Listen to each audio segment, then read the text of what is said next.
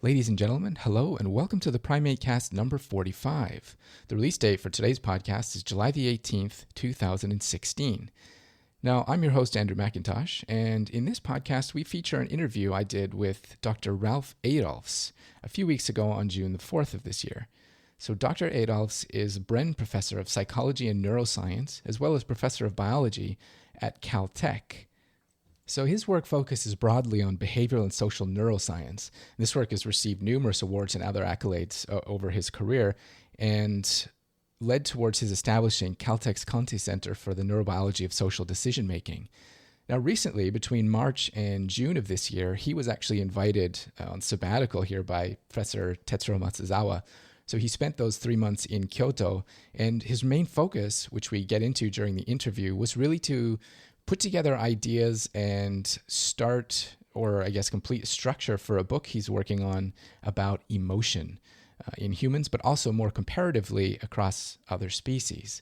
So in the interview, we talk about emotion, we talk about some of the things related to his stay, the other things related to his stay in Japan, and we talk a lot about how Caltech's facilitated his real data-driven approach to understanding the social brain. For anyone looking for more information after this podcast about Dr. Adolphs and his work, you can Google him. He should be your top hit there, or follow the links attached to this podcast page here at PsyCasp. And I also highly recommend anyone to look for his TEDx Caltech talk, which is really great, about social cognition, the social brain.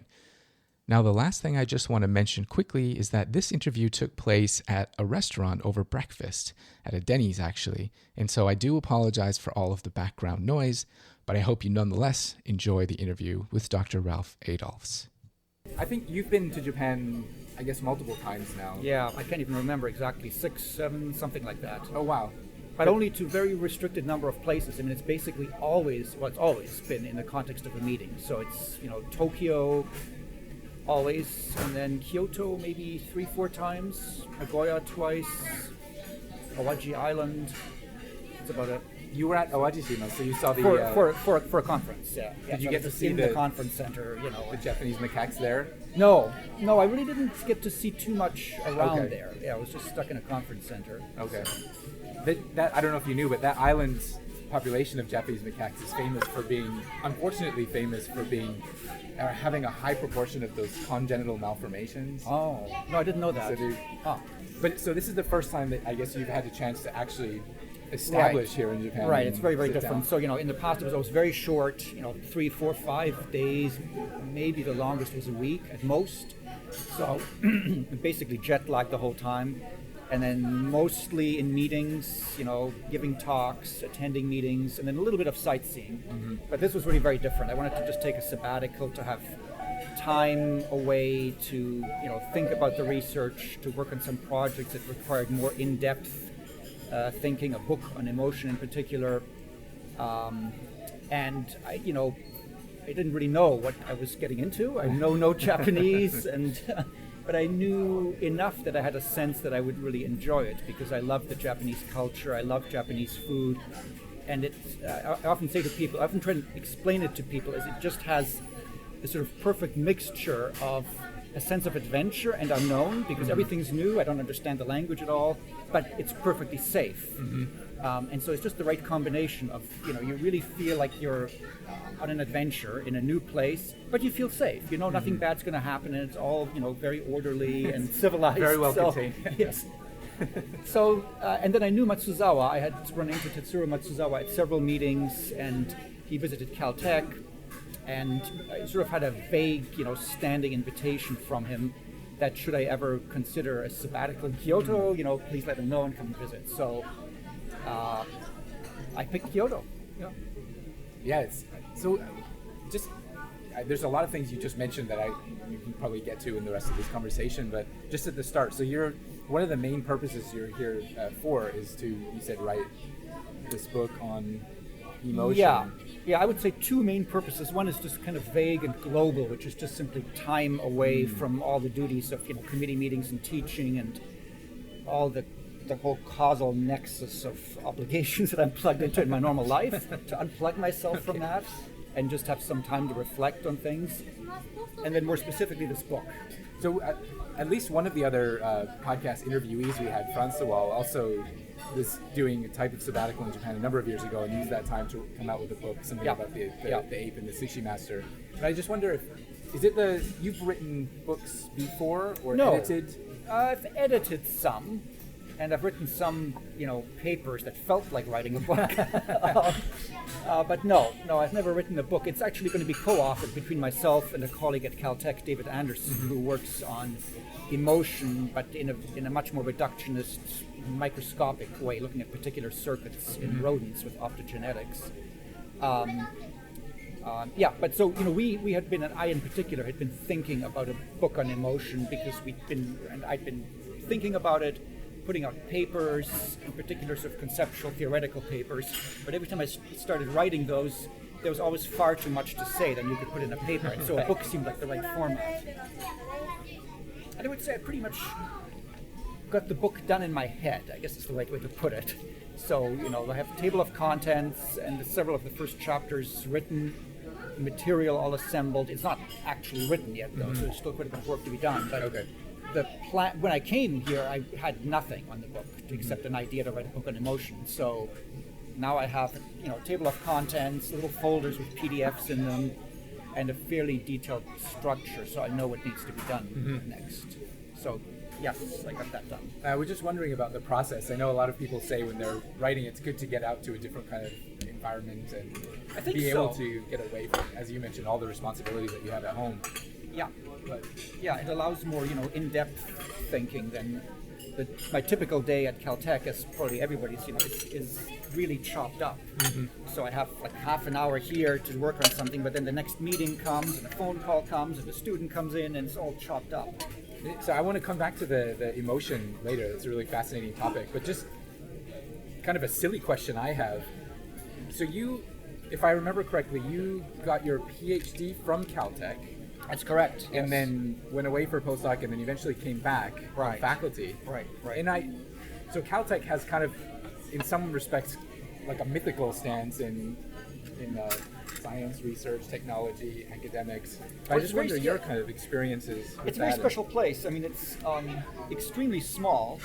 It has less than 1,000 students, undergraduate students, and the emphasis is really on the hard sciences. So, if you want to, you can't really study art or literature, and in fact, it doesn't even have psychology as a department there. So you couldn't get a PhD in psychology. That doesn't exist. So it's very small. It's very basic science-oriented. And it has a particular culture. I guess in part because it's so small, it's very easy to have collaborations across disciplines, and you run into both faculty and also postdocs and students just walking around or going to have coffee. So it's much easier to connect with people and to have interdisciplinary work. And it just has a unique kind of atmosphere. Yeah, I mean, it's a great place, but it's very different from a normal university for sure. Yeah. So we had the guy, so I just mentioned briefly earlier, but the guy who I started this podcast with, Chris Martin, has I don't know how active it is at the moment, but a collaboration with Professor Colin Kammerer there. And they're interested in kind of game theory applied to how chimpanzees playing in competitive game situations. Right, they had a paper on that a little while ago. Yeah, exactly. But I thought one funny anecdote that Chris mentioned recently, he was here also for this PWS meeting that you last spoke at in March. Yes. And so we were talking about the chance to get this podcast in, but he told a funny story that one of the times he was visiting Dr. Kammerer there, they kind of set him up in your office. Oh, really? I guess you were away for something else. And that's quite possible. Yeah, I have two offices there, and so one, which is in the building where Colin Kammerer would be, is indeed one that I rarely use and often just make available for visitors. Yes, that's true. It's our little extra degree of separation here. But yeah, I collaborate quite a bit with Colin Kammerer. There's basically a small group of us that includes economists, behavioral economists like Colin Kammerer, and neuroscientists that broadly do sort of neuroeconomics type work, decision neuroscience, which is Colin Kammerer, myself, Antonio Rangel, and John O'Doherty. And we collaborate a lot. We have joint grants, share students, so we interact quite a bit. Mm-hmm. And so I guess if you were to define your kind of main area of work, I guess it's related to neuroscience of cognition, social cognition, Social emotion, cognition. social Yes. cognition. Yeah. Yes, neuroscience of social cognition. And so I guess through Caltech you have a lot of access to resources, but one of the things that fascinates me about your work and others there is kind of the range of techniques that you guys are using, and I mean, quite advanced techniques as well, so a lot of, I guess, brain imaging studies that you've been doing, but just in general using technology and then kind of building quantitative models of things. So, Right. as you mentioned, hard science. Yeah, it's so we have a brain imaging center at Caltech, and then many of the methods that I used are sort of through collaborations. For instance, with neurosurgery departments at hospitals. And then one obvious strength, as you mentioned, of Caltech is the strong quantitative background. So, for instance, graduate students that I get mostly all come through a program called Computation and Neural Systems. And they, are extremely quantitative and very good at programming and math and so forth. So for that kind of approach, for more quantitative approaches that require lots of programming, model construction, and so forth for the data analysis, it's really good. And you have access to really good top students that have skills necessary for that. So just getting back a little bit into the some of the work that you do, I guess there were a couple of things that I kind of wanted to touch on. And one was related to the eye tracking studies that you guys are doing. But I think there were a lot of, at first, quirky looking things, but then, of course, very revealing and important questions being asked. And the two things I'm thinking about are I think in the last talk you gave, you mentioned something about using ecologically valid kind of stimuli to elicit responses. And one of the ecologically relevant or valid stimuli you have recently been using is The Office. Right. So we've been using, both natural scenes and videos from The Office and other places, and we're not the only ones doing that, in an attempt to get stimuli that are more generalizable to the real world. Right. What people normally call ecological validity. So, and that's been working fairly well. And like I said, we're certainly not the only ones doing it. There's quite an effort in combination both with eye tracking and also with fMRI to use stimuli like that, movies, for instance. What you find, for instance, in fMRI, that if somebody watches a movie, is that you get much more robust brain activations than if you just show, the typical kind of impoverished static stimuli on a screen. People are much more engaged, more attentive. So it's clearly engaging the brain in a way that probably is more ecologically valid. And the trick then is just how to figure out analyzing the data. But people have put a lot of thought into that, and as I mentioned in my talk, one of the things we've been doing is to try to basically build models that would characterize the features of the stimuli. And once you have that, then you can start asking questions about which features in those models it is that are driving brain activations in which part of the brain. So it's not really that different from what we were doing all along. It's just a multivariate, higher dimensional version of just using simple stimuli. I mean, it seems like the kind of data that are coming in just almost require that, or to be able to understand all of the, I guess another thing I wanted to get to a bit later is the idea of, what's the words I'm looking for? I'm lost because I'm not a neuroscientist. But just in terms of the connectivity of neural activity in the brain during those kinds of tasks, right? But also trying to separate effects of kind of distributed information or single neuron effects on the behaviors that you're looking at as well. Right. And I just wonder how, so you, in the models that you use, so you have obviously a paradigm where you're looking at the kind of normal condition, and then you have some certain groups of people, like those with autism spectrum disorder and those with brain lesions. Right, but at least in the first instance, the main goal really is to just take typical brains, never mind autism and special populations like that, and just ask the question: how does the brain process, social information or any information? And to really do that, there's two somewhat related difficulties with that. One is that, like right now, when we're looking across the table here, here's the tape recorder, here's the soy sauce, and there's Lyra texting, and so forth.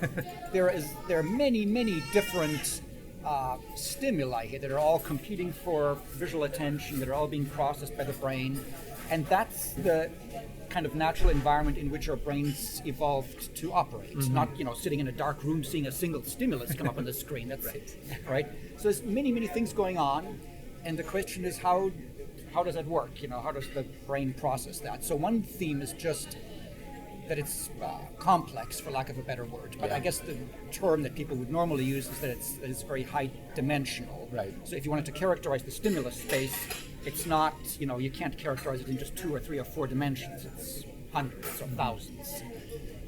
And then the second one is how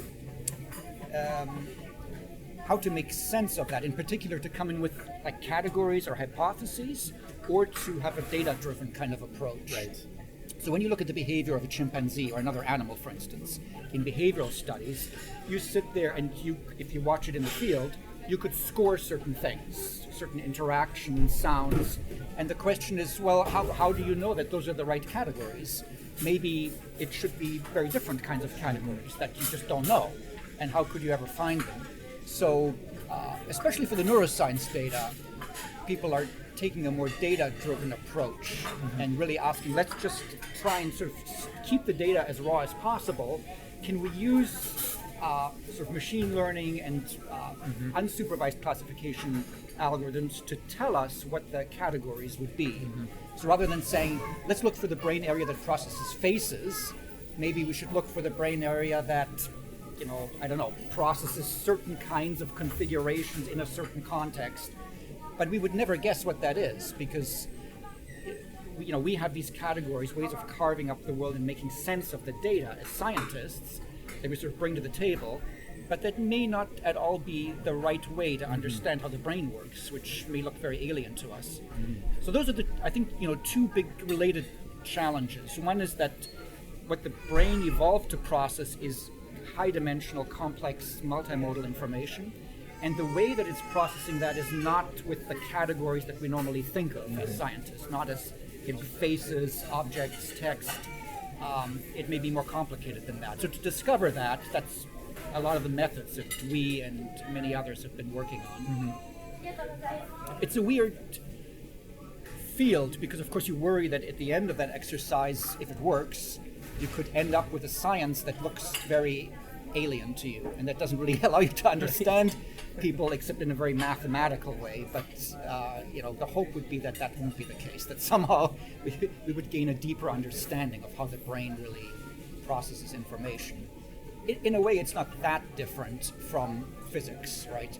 If you ask people, or even a century ago, about the physical world, a lot of the categories are based on the way we would normally, it wouldn't be based on quantum mechanics and string theory, right? Right. Whereas nowadays, it's clear that the reality is completely alien from the way that we would normally categorize it. And it's probably going to be the same way with the way the brain works. We have some intuitive understanding, which has been the basis for all of psychology, all of behavioral science, and most of neuroscience. It's probably not really the best way to describe how it works, which will be something quite alien to us. But I guess the brain the idea of consciousness, and I guess in your work you do touch upon things like theory of mind is, I guess, one of the great remaining questions that we have in science. Maybe this is probably representative of the current major trend in how we're going about doing that. Right. Without being able to a priori formulate useful hypotheses, I guess.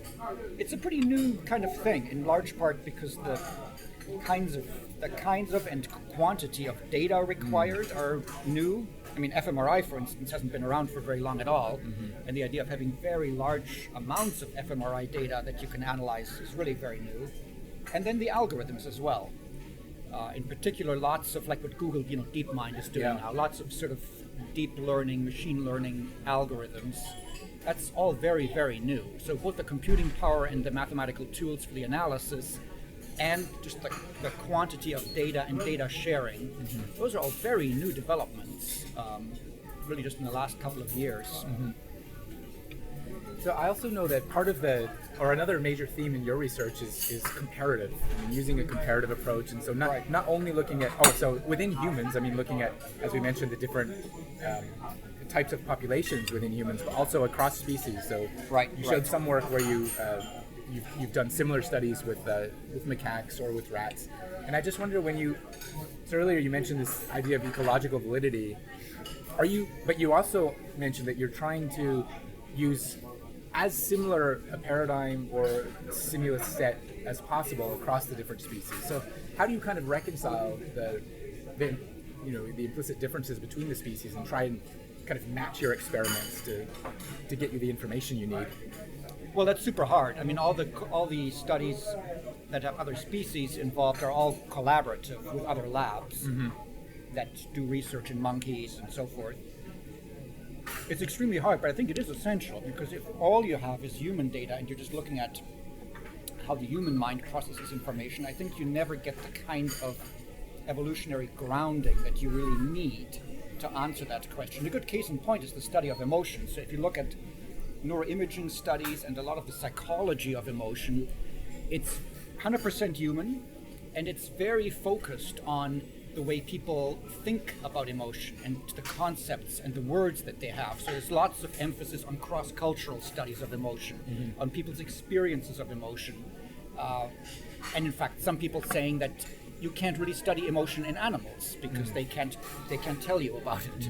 And that seems like the wrong starting point. I have no doubt that what people say about emotion and the words they use are related to emotion, and they're interesting topics, but they're not the place to start. The place to start are simple behaviors in animals that you can quantify in a better way, and then slowly ask the question, how did that evolve and get much more elaborated in humans, and how does that lead to people's thoughts and words for describing the emotional experiences that they have?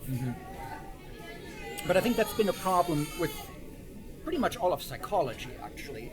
I think to understand human psychology, you need to have animal psychology as well.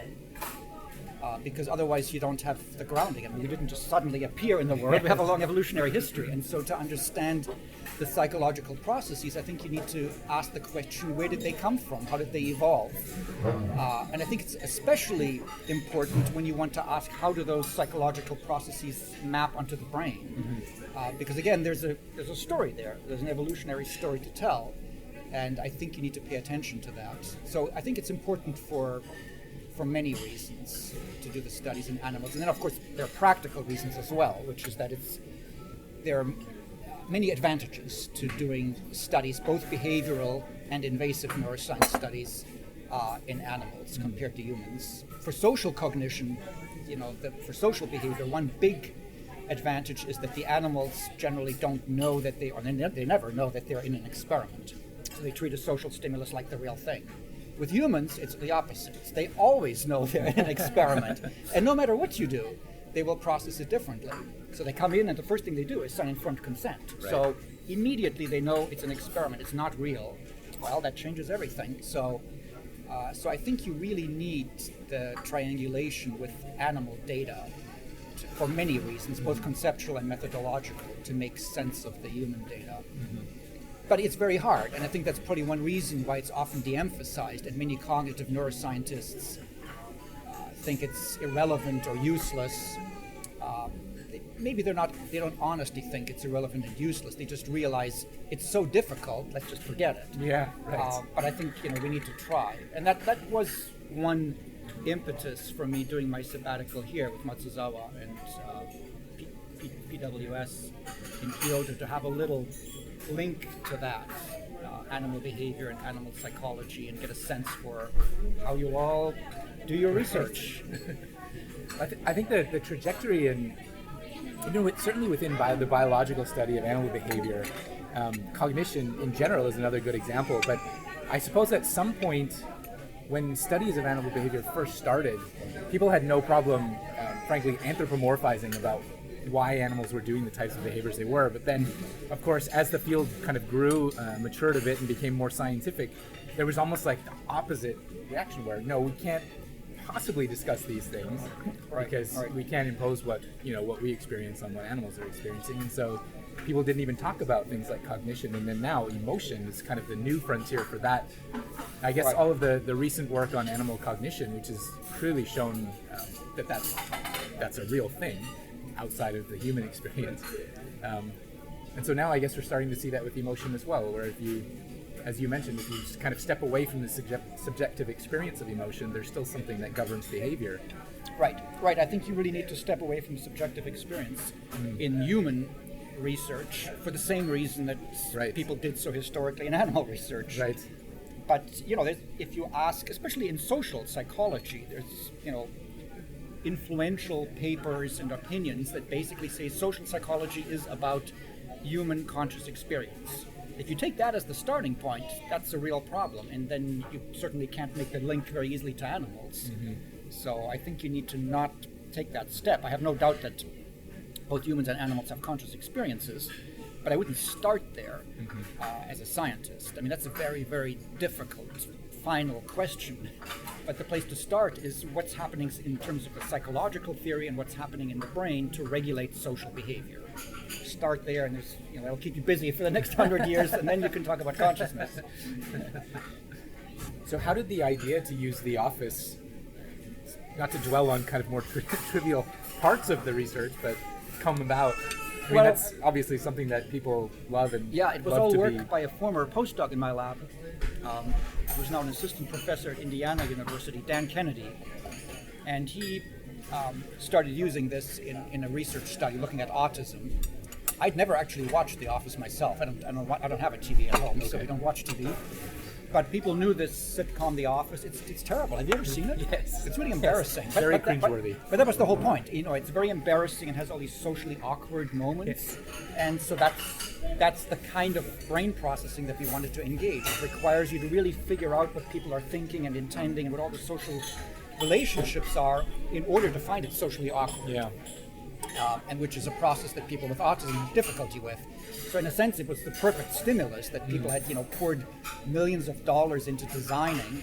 And the reason that people in my lab and you and others choose to watch this is because it's so socially salient and full of all these faux pas and, social things going on. But it was a postdoc in my lab that Dan Kennedy that first started using it. And now, we're using a variety of videos, movies, for various projects. But as I said, we're not the only ones. It's kind of sure.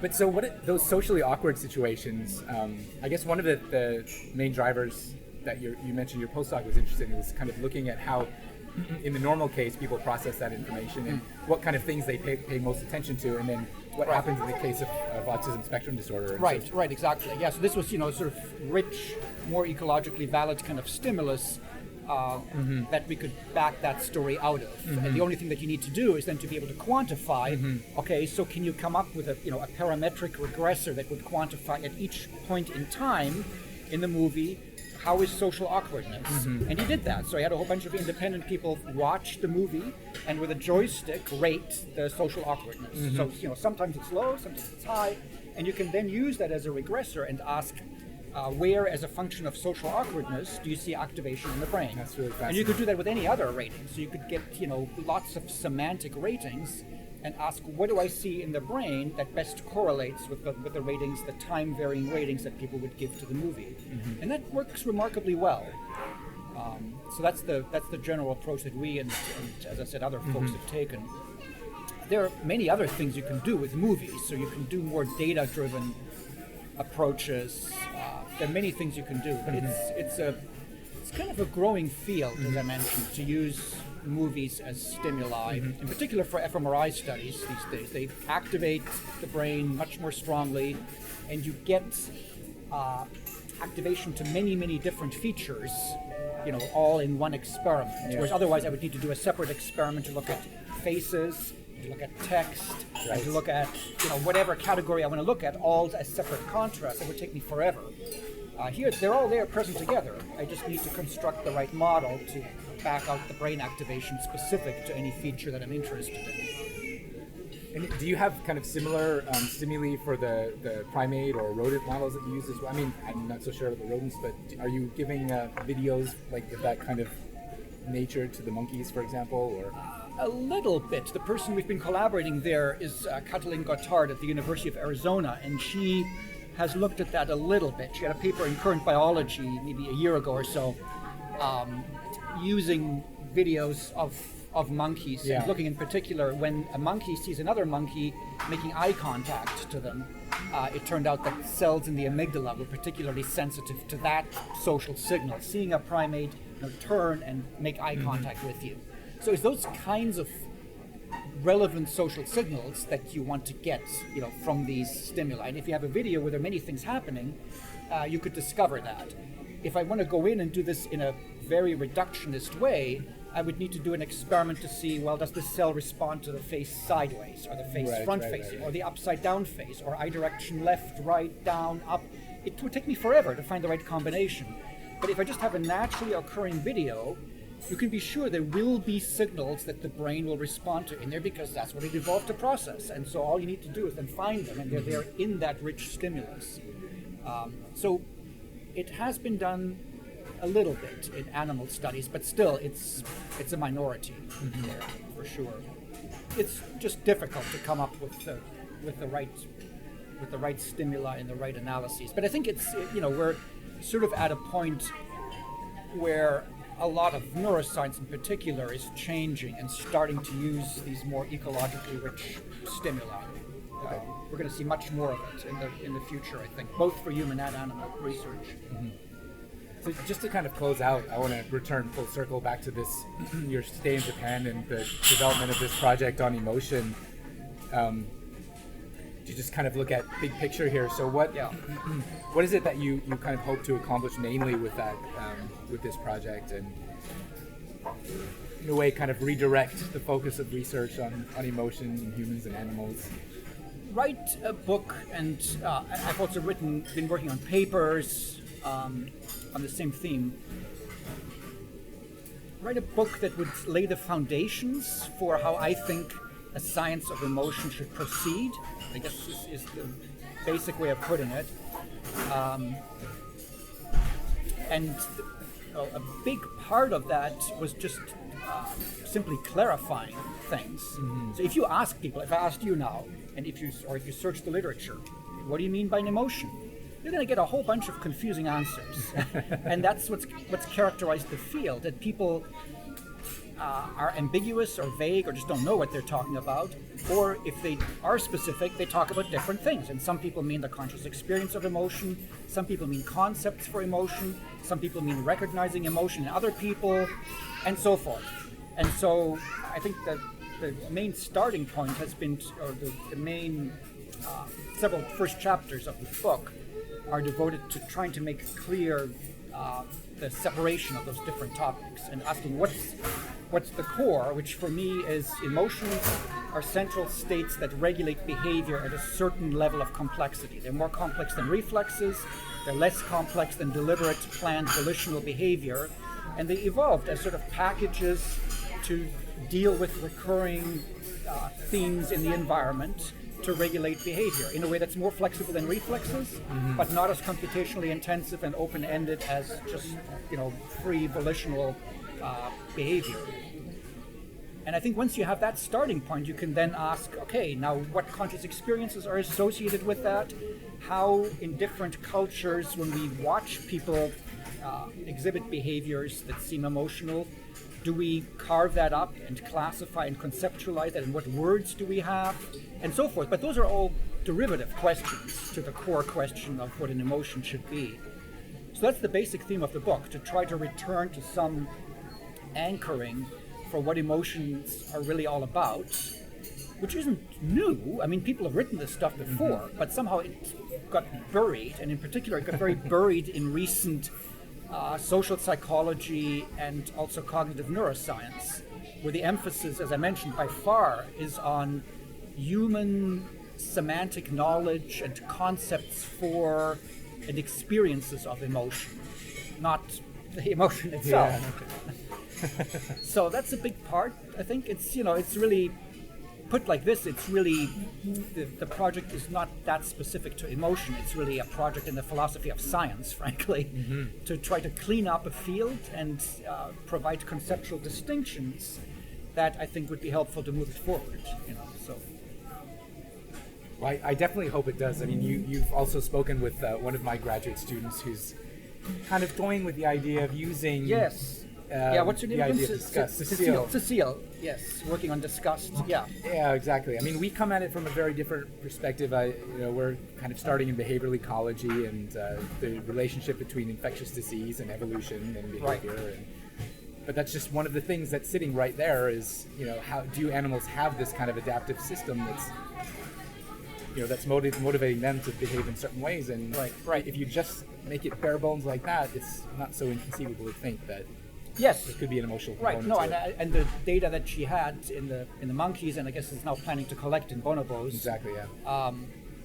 Looked very promising. That you would definitely say yes, of course they have disgust, and in order to understand it, we need to do these experiments. And I guess the one big challenge was the flexibility. That it's not just disgust for one simple sensory cue. Yes. That would be like a reflex. That's not what emotions are. Yeah. The point is that they're much more flexible and context sensitive, and of course it makes them more challenging to investigate.